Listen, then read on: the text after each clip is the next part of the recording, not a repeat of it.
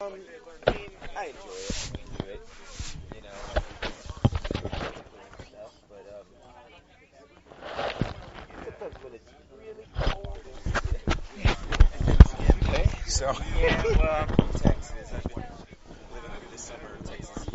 So I'm used to hot. I can handle hot. Cold, you know. I had a good sleeping bag last night, though. good. Just make sure. I'm going to double check everything so I don't have to. I would never ask you to come back again, of course. But, you know. Cool. Third time's a charm. Yeah, I know. And it's always hard. Did you get magic the first interview? Yeah. Okay. You know, yeah. Well, we'll Yeah. just, Oh, yeah. pretend like Exactly. Yeah, I won't even mention it. You're good with that. Yeah. So, Yeah. you're all good? Sure. Okay. Howdy Workshop, folks. Today I've got Brad with 5 times August with me. How are you? All right, doing great. Great. So who is Brad? Well, 5 times August came like right after high school. I knew music was what I wanted to do. I didn't want to promote Brad Skistimus. I thought my last name was a little bit of a mouthful, so came up with 5 times August. It's based off my birthday, August 5th, sort of a one-man band name, and it's stuck, and just been going with it ever since. It's funny how you pick a brand early on and you get stuck with it, don't you? Yeah. Anyway, it just sort of happened. So there was an artist I was listening to one day. He had picked his name back on MySpace, and it's stuck with him ever since. The artist, what's the last name of the artist? He's a rapper. Chance? Oh, Chance. Oh, no, anyway, it doesn't matter. But yeah, it's just funny how you get stuck with it. You know? Yeah. So.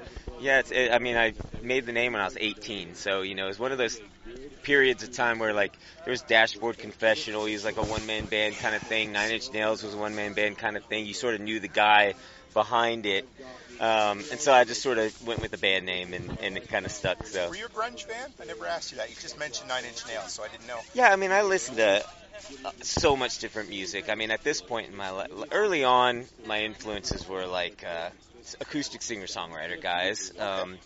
That's what really drove me to want to pursue music. But I listened to all those earlier grunge things in high school, middle school. Yeah, that was the time, That was a good time.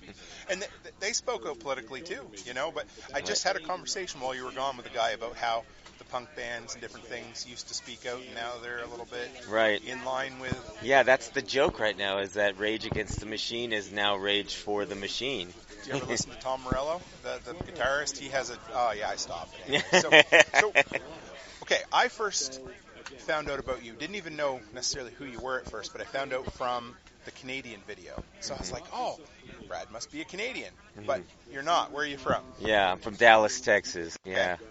And everybody who comes to the workshop, we talk about DIY stuff. I always ask, so what was your first job in high school? What did you do? My first job in high school was working for my parents, and I had been working with them since I was about 11 years old. And so my parents actually had an event decorating company, and they would, start out small and did just, weddings and corporate events and restaurant openings and stuff like that, would put the decor up. And then they grew it into a pretty big event company that would do parade floats and major events that were, televised things. So I was around that kind of creativity, my whole life, and just sort of watched my parents, do what they were good at together.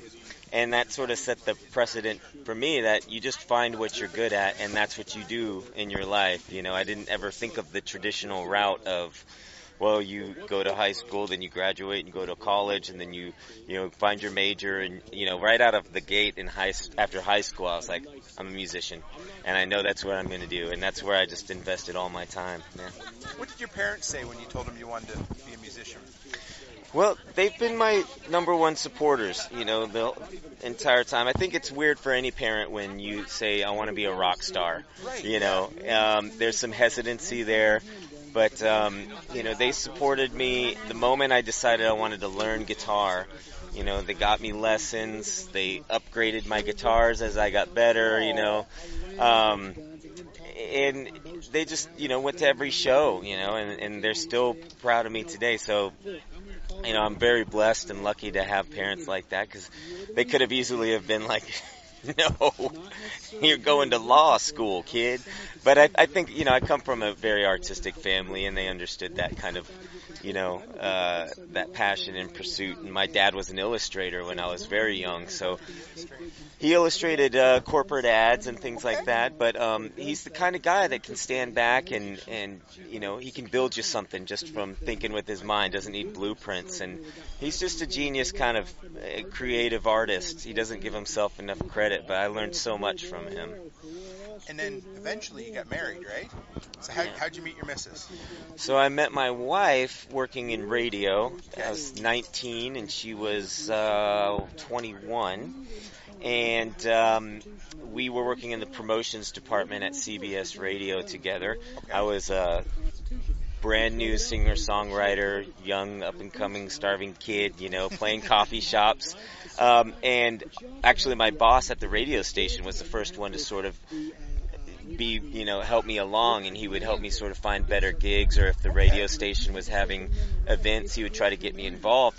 And she sort of started getting involved too. So over time, as that guy sort of moved out and didn't have time to do it anymore, Kelly stepped in and sort of became the management side of 5 Times August. So we became sort of a mom and pop operation long before kids, but we traveled the country together, lived out of vans, slept in parking lots. She would take care of the contracts, the tours, merchandise, collecting the checks, and I would, execute the shows. So that's how we've always worked, and it is very reminiscent of my parents working together. There's sort of just 2 puzzle pieces that fit together to create this business.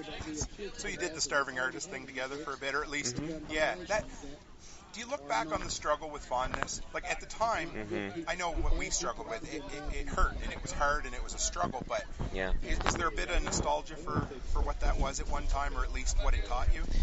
Yeah, it's funny to look back on it because I think about all the situations we were in and the parking lots and creepy places that we spent the night, and I don't know how we survived. We never had, thankfully we never had our van broken in. We never found ourselves face to face with any sort of super weird. We had some weird situations, but yeah, it's one of those things where it's like I would never do that again. Right. But I'm grateful to have experienced it because we traveled the country 10 times over, and that's how I spent my 20s. That's how we spent our 20s. It's a long honeymoon of seeing the country, traveling together, learning your best friend, and and we still work today. I think all that time, really helped us craft out our relationship and be ready for kids and to raise a family together. So speaking of kids, do you have any? I have 3 kids. Yep. 5, 8, and 10. Nice. And they're the best. They're my number 1 fans too. They're the sweetest kids. They're discovered. Some of them are. My middle son is taking up piano like a pro. He loves it. My 2 oldest started learning piano this year, but my middle son is he's on it. Okay. So I think he's got a future. But yeah, they're great. So things change when you become a dad, don't they? You feel a little more. Is that because you kind of? Well, okay, let's slide back a little before you became a dad, or even when you were. But where did you start creating? We chatted a little earlier, and you talked about some of the children's type things. Yeah. So where did your professional end of things? Was that what you did to pay the bills, or what was involved there? So I've been doing music for 20 years. I started 5 Times August right after high school. Yep. My first big breaks were music licensing to MTV reality shows. They found my music online, and anyone that stuck out?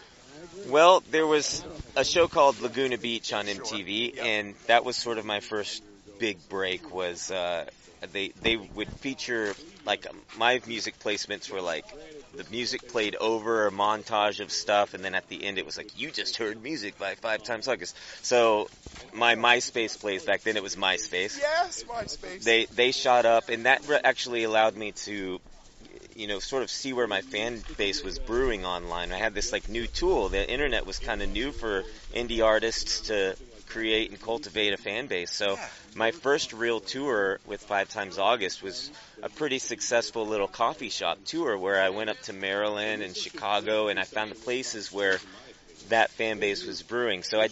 And then that parlayed into college touring, and I was touring colleges and universities after that. And by the time I became a dad, I was kind of burnt out on traveling, Kelly and I. And we took some time off from the road, started raising a family, and then ultimately that I decided my whole world was my kids, and I started a kids music project called the Juicebox Jukebox. I love that name. Thanks. It's a little bit of even I have trouble saying it sometimes. But I love it. Yeah, that's cool. So I was doing kids music. I started that in 2018, and I was making music with my kids. I would have them be involved in the songs, and I'd make the videos. I partnered with some local schools in my area to make the music videos and have more kids involved. And it was very, just a homegrown little project, but that music found its way into homeschooling and homeschool parents, and even public schools have been finding these songs and adding them to their programs, and it's been really cool. So that's what I was doing pre-pandemic era stuff. Why do we always quote it? Pandemic stuff. When the world happened. Yeah, yes. And I was getting ready to tour elementary schools, actually, and then I had to cancel all that. And then I was sort of stuck hanging around the house. I was doing... Like everyone. Yeah. Yep. So we all sort of went along with the 2-week thing, and I was doing parodies at home out of my kitchen, and they started going viral. So I was doing these little parodies. I did about 12 of them, and it was just my way of just, people were home, they were getting depressed. It's my way of giving a little bit of make them smile. Levity of the situation. Yeah. So I did that. I got kind of bored with it after 12 because it was like, how long are we going to do this? And it kind of shut me down after a while. So I didn't release anything for about 8 or 9 months, and circled my way back around to sort of deciding to speak out through my music, and that's where I sort of landed now. So I went from kids music into political protest music. So you went from like Lamb Chops Play Along to Alice's Restaurant. Right, yeah. That's incredible. So, okay, that must have been a bit alienating, was it? Like, because I would assume your fan base had an idea of who 5 Times August was. You played good music and kind of feel good music, or but then all of a sudden you became the guy, that was doing the really cool. You were doing what the bands were doing in the 60s, right? So I mean, I obviously, So how did that come about? I mean, were you just getting more and more frustrated, or? Yeah, it's sort of at the end of 2020, I was just thinking about the world that we were creating and what I was going to leave behind for my kids, and I didn't want to look back on this time going like, oh, I didn't do anything. I didn't want my kids to grow up into some crappy world and go, Dad, what did you do during that time when, everybody was putting chains on? So, I had 20 years of music, of a fan base across the whole spectrum of things. People, that whole college crowd that followed me, they grew up, had families. Some of them, found my kids' stuff again, and they reignited their fanship because now they had music for their kids. But then, I decided to start speaking up with my music, and the first one I put out was a song called God Help Us All. And it was sort of just a prayer for our times of just, that's where we're at. What else do we have to ask for other than God's help at this point? We've done so much damage. And instantaneously, I mean, I had fans dropping off, sending me mean messages. Oh, I'm not listening to your music anymore. I'm going to delete it. But as one would go away, a few more would trickle in, and new people were discovering my music, saying thank you for speaking up because nobody else was.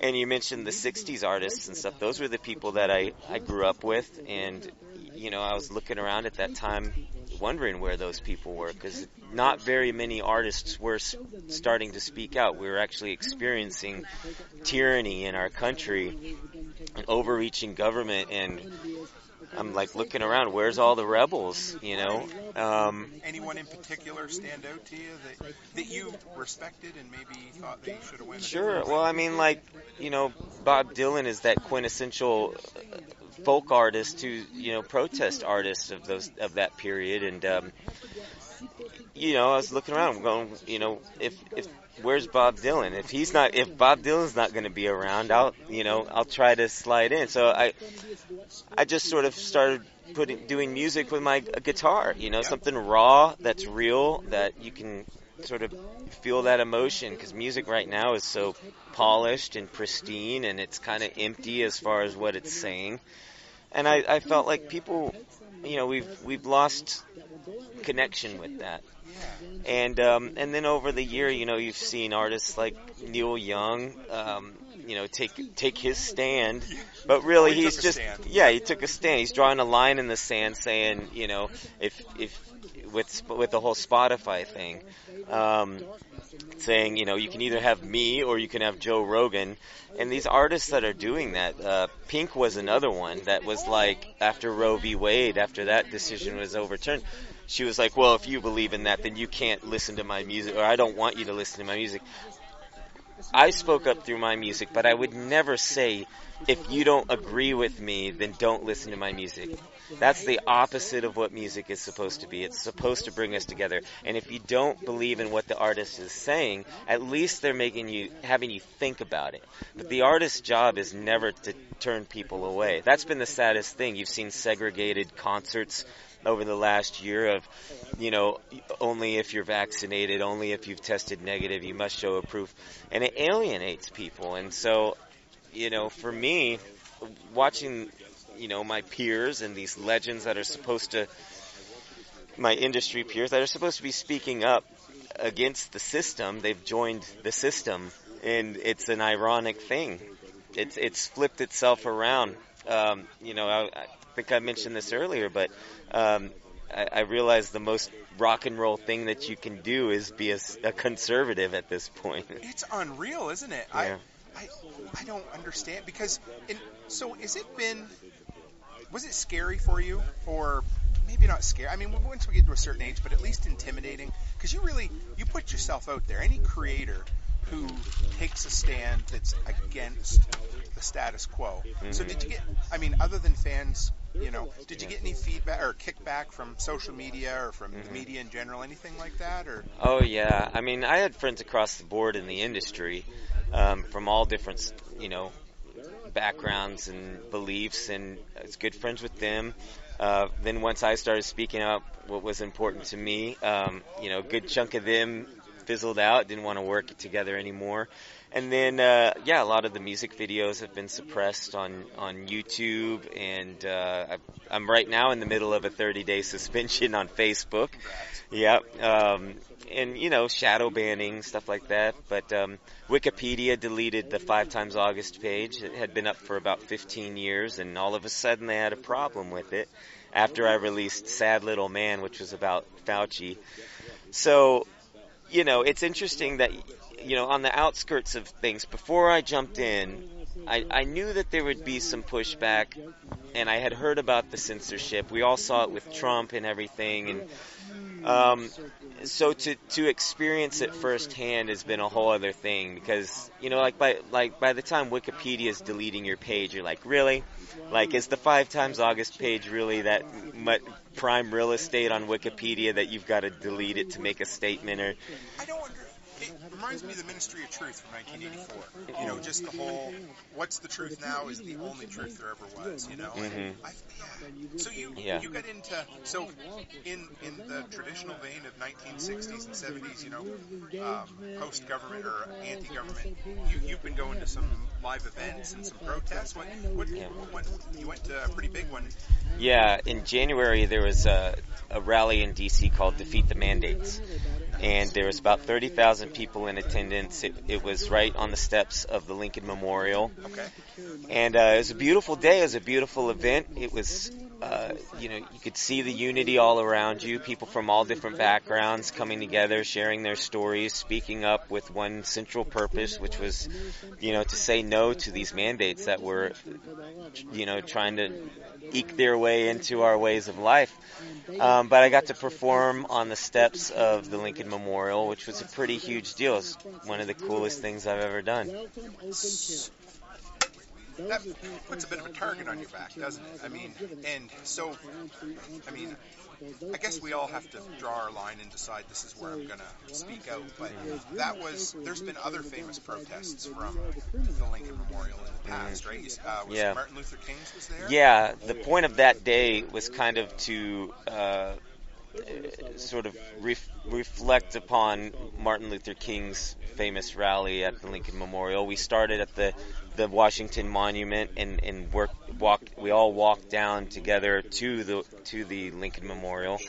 And Bob Dylan had played that day at the Martin Luther King rally, and so I had to sort of think about how I was going to make that moment special, being on those steps. And I was supposed to play Sad Little Man. Okay.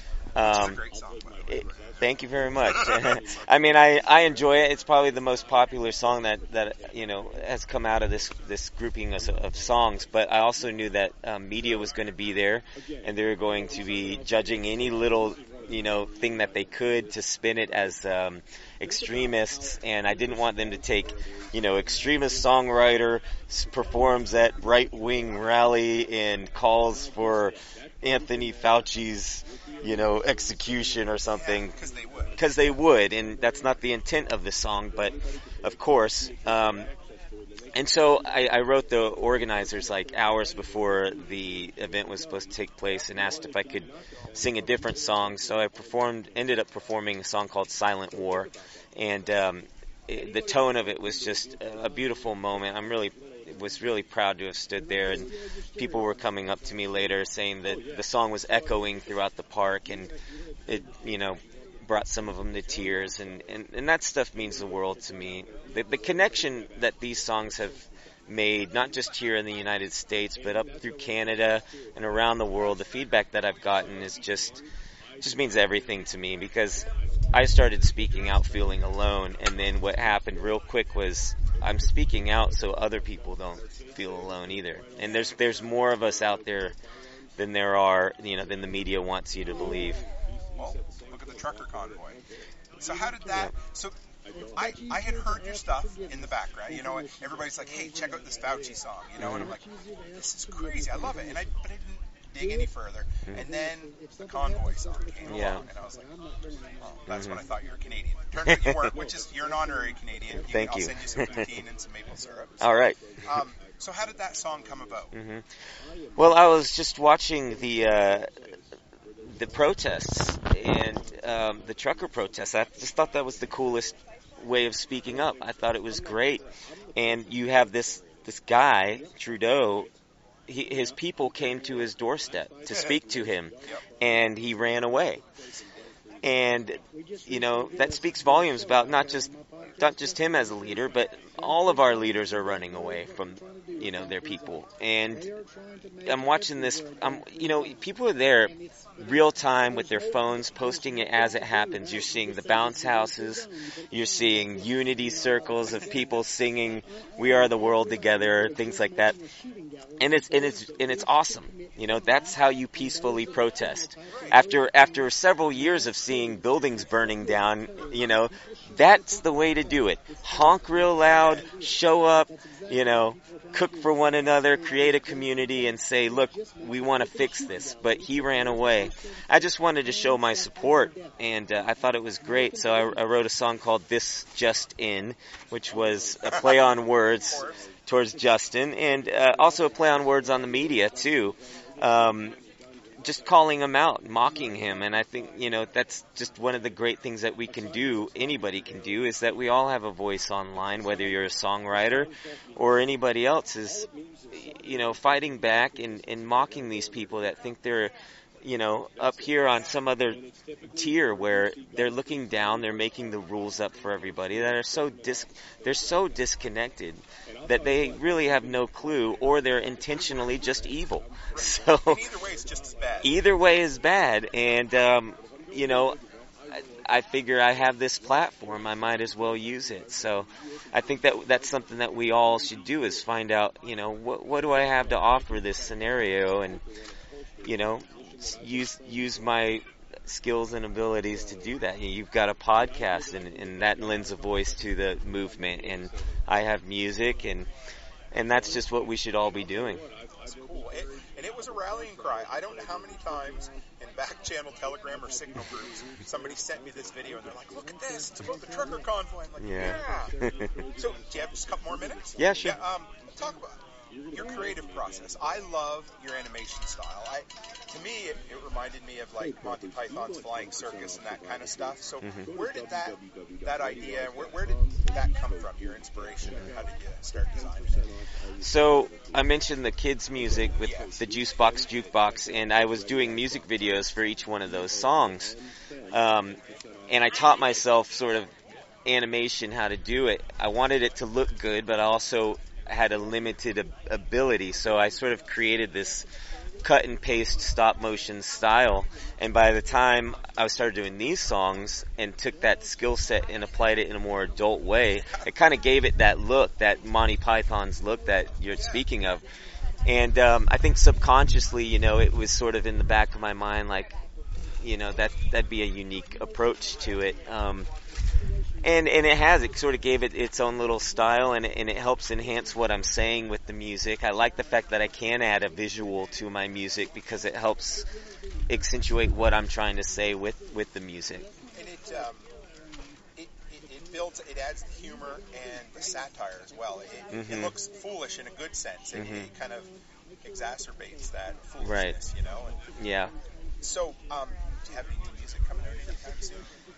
Yeah, so I'm taking all these songs right now, and I'm going to put them into an album. Okay. There's 10. I've released 10 of them over the last year. I've got 2 more that are ready to go. That'll be on the album, and that will be out in November, and it'll be out on CD and vinyl. Yes. And cassette. Cassette. If enough people buy it, yes, I'll put it on cassette. That would be great. I'm that would be really that, cool. though, so I'm freaking excited about that. That's cool. So. Yeah, so I'll have pre-order links up on my website soon, and that'll be great. I mean, I really appreciate that people even want the physical copy of it. That's great, and I think that's something that we're sort of missing too, is the idea of holding the things that, mean something to us. Art in particular. We're also digital now with Spotify and Amazon, and a lot of those services are really just a way to rent music, and you don't really own it. But when you can hold it, read the lyrics along with it, and it's yours, the internet can't take it away from you. It's the same thing with books, They can edit information and remove it at any point. It's great to have that physical copy of things, so I'm looking forward to putting them all together. It'll be a nice little time capsule, I think. It'll be your pandemic sessions. That's right. That's right. So what's the best way if somebody hears you and they're like, I want to give him money. I mean, I want to support him. Sure. What's the best way to support you, and how do we find you? You can go to 5timesaugust.com. Okay. It's all spelled out, FIVE times August, and not the number 5. Yes. And I've got a donations link on there if you just kind of want to support the music, like a digital tip jar. I've got shirts on there, links to find the digital music right now, and pretty soon they'll have the pre-order links for the physical copies, and I've got a mailing list on there. Perfect. So make sure you sign up on the mailing list at 5timesaugust.com in case I get booted from all of the social media platforms. So I'm also on Facebook and Instagram, Twitter, Getter, Gab, BitChute, Rumble, Truth, all of them. I'm on all of them. Predominantly on Twitter and Facebook because I like to cause trouble, but you can find me at 5timesaugust on all those platforms too. Do you ever stir up any shit on Twitter? Of course I do. Yeah. That's my job on Twitter. You get banned on there yet or no? I have been suspended. Okay. I've had to delete a few posts that have caused trouble, but that's sort of my angle right now is I'll just be as loud as I want to be and exercise my freedom of speech until they kick me out. Poke the bear. That's right. Perfect. Well, thanks, Brad. Yeah, thank you. Appreciate it, man. Thank you. Appreciate it.